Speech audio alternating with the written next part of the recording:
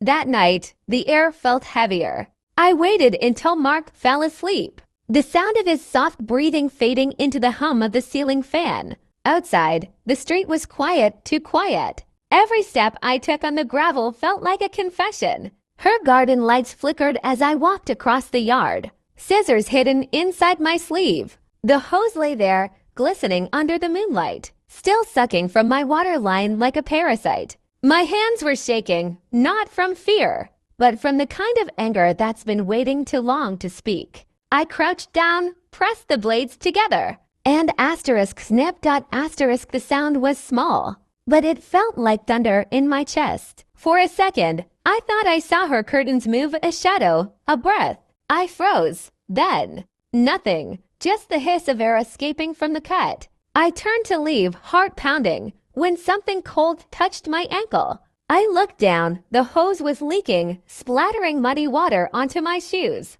I didn't realize it right away, but it was seeping toward the electric outlet near her shed. I stepped back. My heart stopped. I wanted to fix it, to stop what might happen next, but I didn't. I ran. The next morning, the sound of sirens shattered the quiet, and when I opened my door, the whole neighborhood was standing outside, staring at her house, smoke rising from the backyard.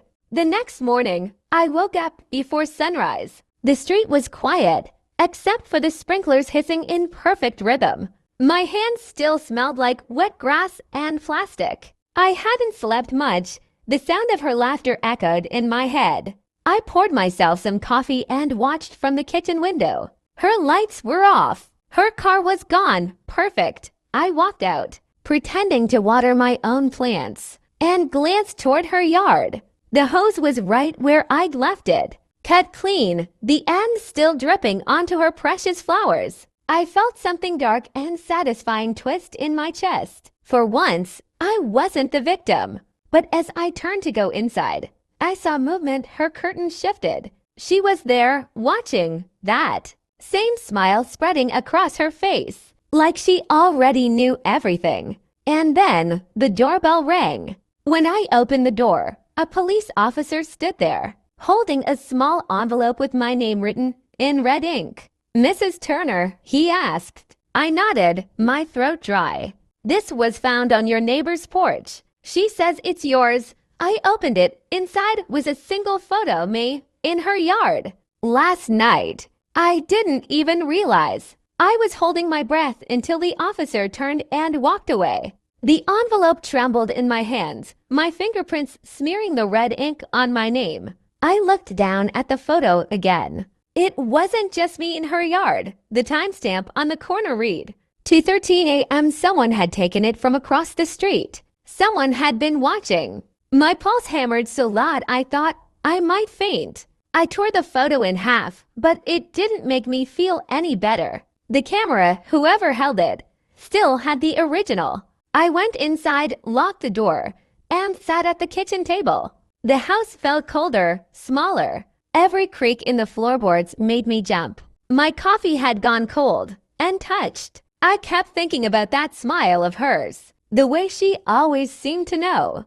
something I didn't, the way she'd leaned over the fence last week, whispering, "You should really mind your own business, Amy." By noon, I couldn't stand it anymore. I grabbed my coat and walked over to her place. Her curtains were drawn tight, and the smell of burnt plastic still hung faintly in the air. I rang the bell. No answer. I tried again, louder this time. Still nothing. I turned to leave, and that's when I heard it. A faint sound, like a TV playing from inside. Then footsteps, slow, deliberate. Someone was on the other side of the door. I felt a prickle run down my neck. "I just want to talk," I said, trying to keep my voice steady. The footsteps stopped. Silence. And then the TV volume went up just a few notches, like someone was mocking me. I backed away, my heart pounding. As I reached the sidewalk, my phone buzzed. Unknown number. I hesitated, then answered. Static crackled, followed by a voice I recognized instantly. Her voice. "You shouldn't have touched my hose, Amy." The line went dead. I stood frozen in the middle of the street, the sound of distant sirens echoing through the morning fog. I looked back at her house one last time. The curtains hadn't moved, but in the upstairs window, I could see the faint red blink of a camera. Light, watching, recording, waiting. That night, sleep didn't come. Every time I closed my eyes, I saw that tiny red light blinking from her window, watching, judging, waiting for me to slip again.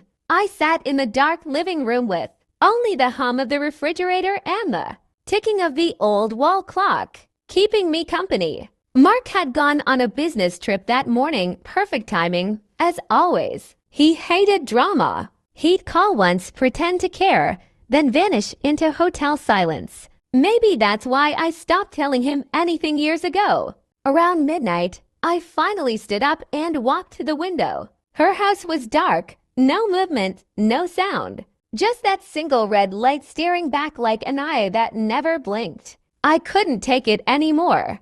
I grabbed a flashlight and crossed the street barefoot, my pulse matching the steady rhythm of the cicadas. Every step felt heavier, louder. When I reached her porch, I hesitated. The smell of burned wood still lingered. The police tape was gone now, fluttering in pieces near the gate.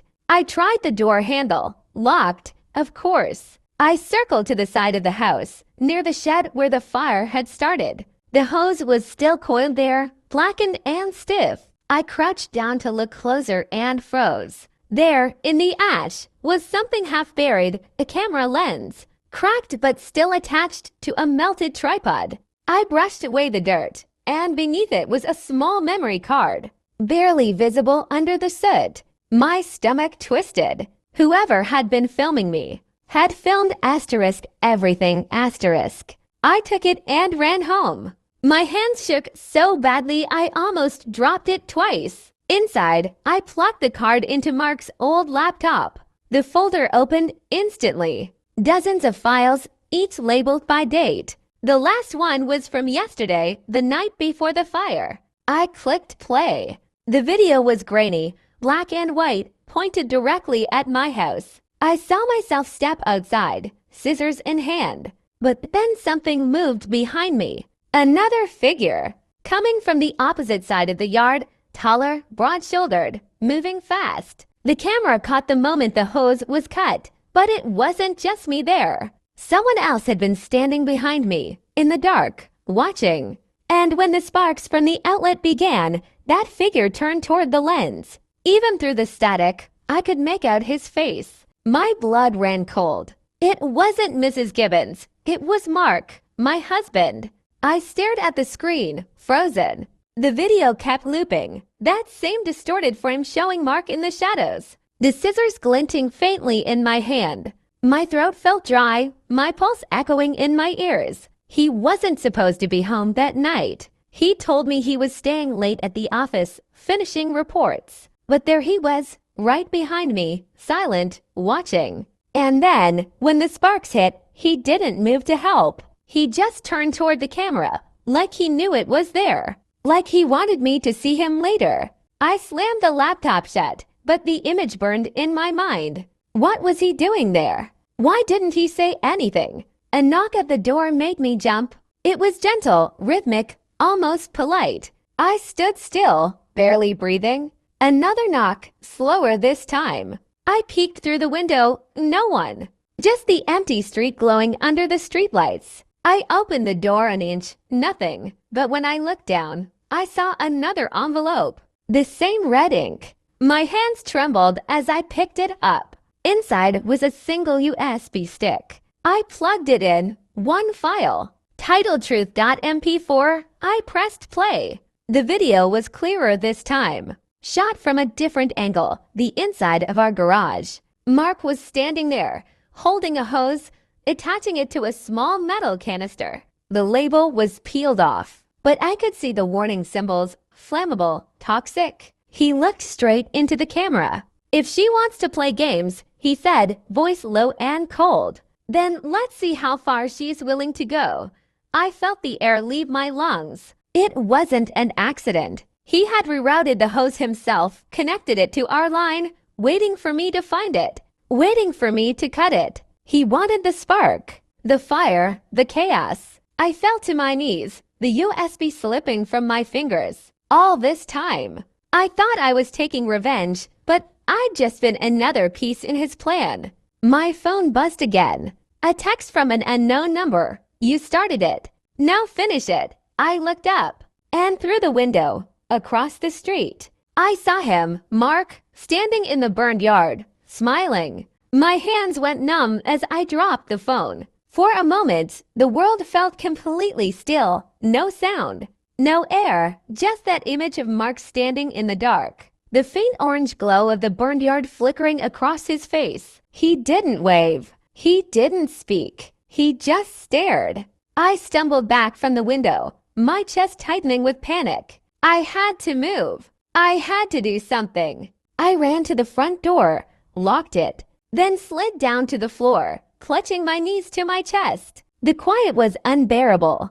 Every creak of the house felt like footsteps. Every shadow looked like him. I grabbed the laptop again and played the video from the beginning, forcing myself to watch. His voice was calm, methodical, rehearsed. She thinks she's the one getting revenge, he said. But by the time they find the evidence, she have no one left to blame but herself. I felt sick. He'd planned this for months, maybe years, the fights, the distance, the late nights at work. It wasn't about Mrs. Gibbons. She was just a distraction. A pawn. Maybe she even knew.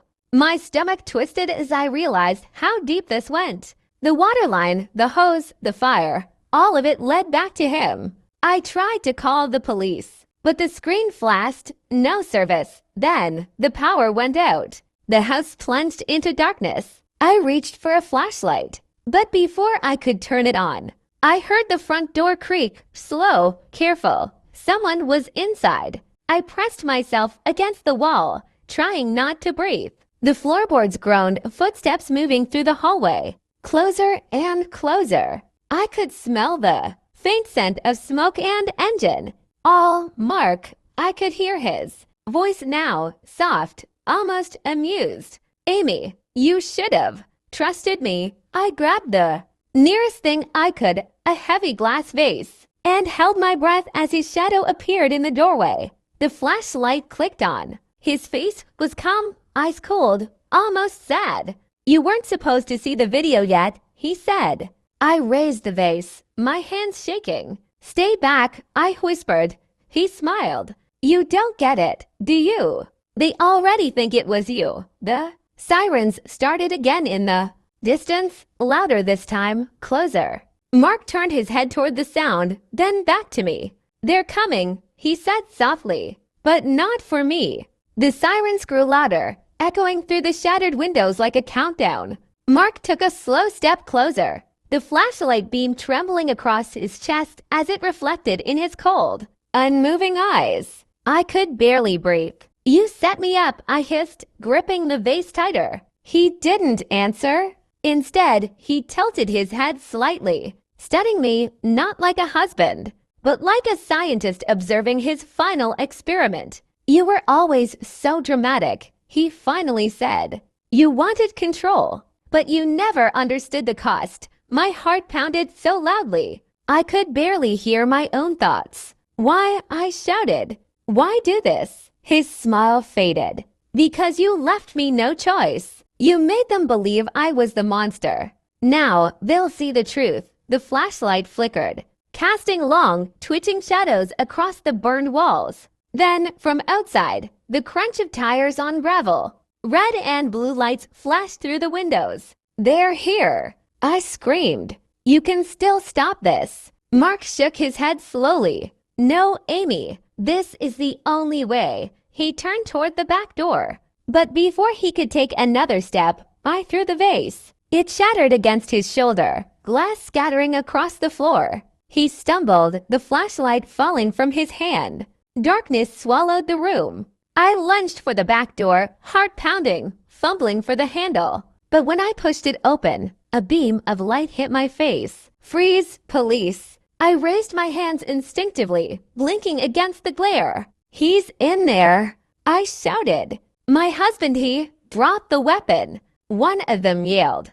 I looked down. My hands were covered in blood. Not mine, Mark's. He stood behind me, a shard of glass embedded in his chest, eyes wide with shock. He tried to speak, but only a whisper escaped. You finished it. Then he fell. I screamed, dropping to my knees as the officers rushed in, shouting orders, pulling me away from him. The flashlight rolled across the floor, stopping near the doorway. On the wall, faint but unmistakable, were the letters written in red, the same ink from the envelopes. Confession recorded. My stomach dropped. I looked up and saw the small camera in the corner, its red light blinking. The entire thing was being filmed. Not by him, by someone else. The red light blinked steadily, mocking me from the corner of the room. My breath came in short gasps as two officers dragged me toward the front door, their radios crackling with overlapping voices. Suspect in custody. One male down, the words hit like a hammer. Suspect. That was me. You don't understand. I cried out, trying to twist free. He set me up. He filmed everything. But their expressions didn't change. One of them pressed my head down as they guided me through the flashing lights and the swarm of reporters already gathering outside. Cameras flash like lightning. I caught my reflection in a car window, my face streaked with soot, my eyes wide, haunted. For a split second, I didn't even recognize myself. They pushed me into the back of the police car. The door slammed shut, sealing me inside. Through the window, I could see Mark's body being lifted onto a stretcher, his hand still half closed, like he was reaching for something that wasn't there. The detective approached my window, her face unreadable. Amy White, she said evenly. You're under arrest for the murder of your husband. Mark White. No, I whispered, shaking my head. You don't get it. He wanted this. She didn't respond. Instead, she turned away, giving a signal to one of the officers. The car began to move as the house disappeared from view. My phone, sealed in an evidence bag beside me, lit up. One unread message. My blood ran cold. It wasn't from Mark. The sender was anonymous. The text read, he wasn't the only one watching. I stared at it, frozen. Another message followed seconds later. A video thumbnail. My hands shook as I leaned closer. The preview image showed me, sitting in the police car. At that exact moment, eyes wide with fear. The caption read, Season 2 begins now. I gasped, heart racing, and looked around desperately. A dark SUV followed behind us, its headlights steady, unwavering. Someone inside was filming. Someone who had been there all along. Someone who knew everything. The red light blinked again, this, timed from the rear view. Mirror, recording, always recording. The car sped down the dark highway, sirens fading into the distance behind us. I kept my eyes on the rearview mirror, the red recording light still blinking, steady as a heartbeat. The detective sat in silence beside me, flipping through a small black notebook. I could see her reflection in the window, her jaw tight, her expression controlled. But there was something off about her to calm. Detective, I said quietly, who sent those messages? She didn't answer. You saw my phone. I pressed. Someone is still watching us. Don't you get it? Finally, she looked up, meeting my eyes through the glass partition. Ms. Waite, you've been under observation for weeks. Every call, every message, every step you took, my pulse quickened. What do you mean observation? She leaned back. The entire case, the fire, your husband, even the recordings, it's part of an active federal operation. Codename, mirror line, the words hit like ice. What are you talking about? Mark was one of us. She interrupted. Undercover. We embedded him to expose a domestic blackmail network that uses victims, own recordings to manipulate them into cooperation. You were his cover. I stared at her in shock, my mind spinning. No, I whispered. That can't be true. He tried to kill me. She gave a slow nod. He went off script. That happens. Sometimes they forget which side they're on. The car slowed as we reached a checkpoint to black. SUVs blocking the road. Armed agents surrounded the vehicle, their flashlights cutting through the darkness. The detective opened her door, motioning for me to follow. "You're not safe out here anymore," she said. "They know you've seen too much." I hesitated, stepping out into the cold night.